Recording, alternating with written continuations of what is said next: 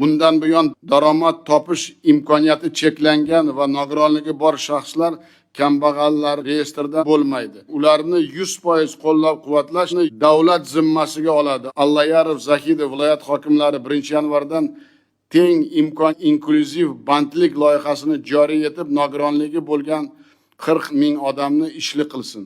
Har bir xonadonga kirib chiqasizlar. Har bir mahallaga bekorga ijtimoiy xodim bermaganman. Zahidov bandlik jamg'armasidan ularga 30 million so'mgacha foizsiz sud ajratishni yo'lga qo'ysin. Kambag'allikka qayta tushish xavfi mavjud oilalarga ijtimoiy yordam va imtiyozlar saqlab qolinadi. Bunday odamlarga 6 oy mobaynida moddiy yordam va bolalar nafaqasini to'lash davom ettiriladi.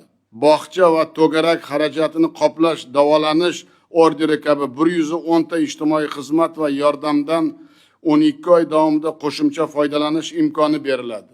Bundan tashqari og'ir hayotiy vaziyat sababli kambag'allikka tushib qolishi xavfi yuqori bo'lgan oilalarni oldindan aniqlab, ularga manzilli yordam ko'rsatish yo'lga qo'yiladi. Buni Mirziyoyev va Shahnoza o'z nazoratiga olib, viloyat hokimlari bilan har oyda menga yozma hisobot bersin.